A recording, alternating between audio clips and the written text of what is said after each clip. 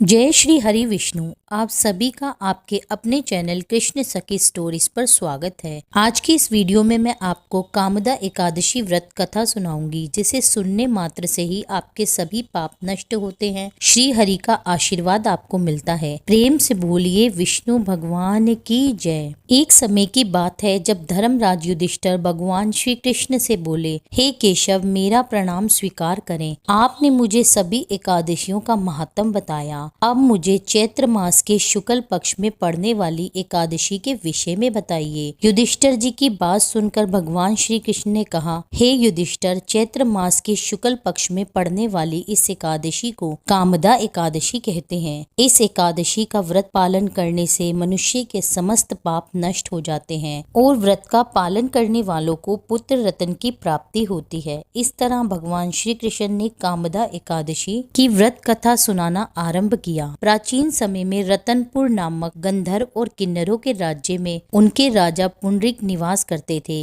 गंधर्व और किन्नरों के इस राज्य में चारों तरफ सुख और समृद्धि थी, खुशहाली थी और प्रसन्नता का वास था। इस राज्य में एक श्रेष्ठ अप्सरा ललिता अपने गंधर्व पति ललित के साथ रहती थी। उन दोनों का सदा ही एक दूसरे के प्रति बड़ा ही स्नेह रहता था। एक दिन ललित राजा पुंडरीक की सभा में नृत्य और गायन प्रस्तुत कर रहा था, परंतु उसके साथ उसकी प्रिय पत्नी ललिता नहीं थी। नाचते और गाते समय ललित को ललिता की याद आ गई और उसके पैरों की गति धीमी हो गई। उसकी जीभ भी लड़खड़ाने लगी। तब सभा में उपस्थित नागराजों में श्रेष्ठ कारकोटक नाम के एक नाग को ललित के मन का संताप ज्ञात हो गया। उसने राजा पुंडरीक को ललित के पैरों की गति रुकने का कारण बता दिया। कारकोटक की बात सुनकर राजा पुंडरीक को बहुत ही क्रोध आया और उन्होंने क्रोध में ललित को श्राप दे दिया। हे मूर्ख, तू मेरे सामने गायन प्रस्तुत करते हुए अपनी पत्नी को याद कर रहा है। मैं तुम्हें नरभक्षी राक्षस बनने का श्राप देता हूँ। महाराजा पुंडरीक के इतना कहते ही गंधर्व विशाल के राक्षस बन गया। उसका मुख विकराल हो गया, आंखें जिन्हें देखने मात्र से ही भय उत्पन्न हो जाता था। ऐसा राक्षस होकर वह अपने कर्मों का फल भुगतने लगा। जब उसकी पत्नी ललिता को इस बात का पता चला तो वह बहुत ही दुखी हुई।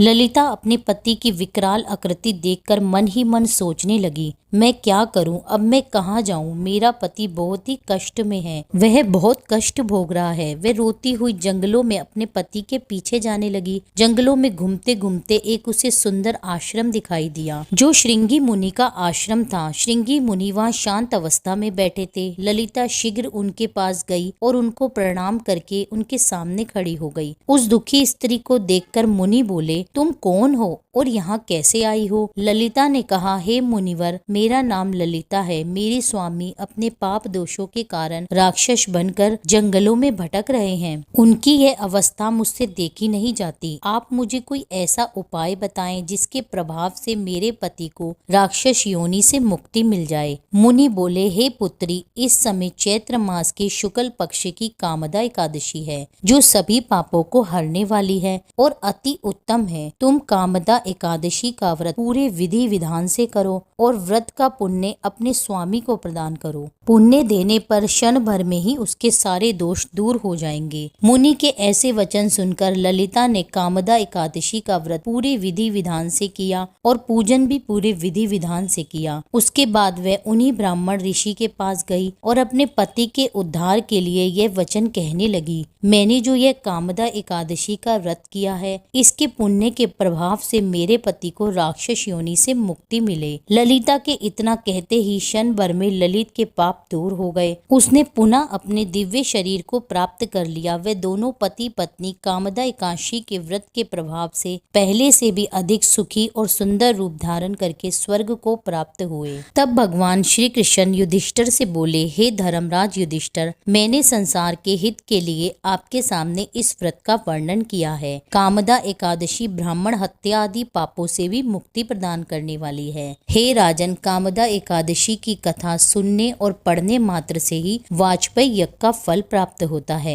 एकादशी व्रत के नियमों का पालन पूरे विधि विधान से करके व्रत करना चाहिए, जिससे मैं शीघ्र ही प्रसन्न हो जाता हूँ। प्रेम से बोलिए श्री विष्णु भगवान की जय, माता लक्ष्मी की जय। आइए प्रेम पूर्वक श्री विष्णु जी की आरती करते हैं। ओम जय जगदीश हरे, स्वामी जय जगदीश हरे। भक्त जनों के संकट, दास जनों के संकट क्षण में दूर करे। ओम जय जगदीश हरे, जो ध्यावे फल पावे, दुख बिन से मन का सुख संपत्ति घर आवे, कष्ट मिटे तन का। ओम जय जगदीश हरे, मात पिता तुम मेरे, शरण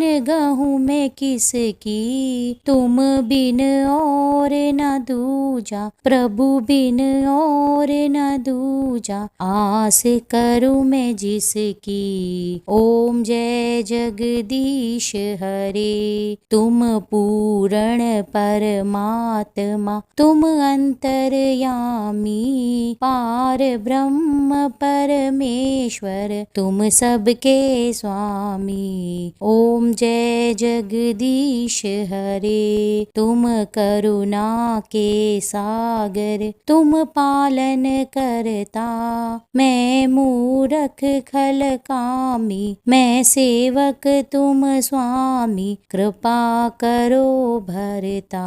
ओम जय जगदीश हरे, तुम हो एक अगोचर, सबके प्राणपति, किस विध मिलूं दया में, तुमको मैं कुमति। ओम जय जगदीश हरे, दीन बंधु दुख हरता, ठाकुर तुम मेरे, अपने हाथ उठाओ, शरण पड़ूं मैं तेरी। ओम जय जगदीश हरे, विषय विकार मिटाओ, आप हरो देवा, श्रद्धा भक्ति बढ़ाओ, संतन की सेवा।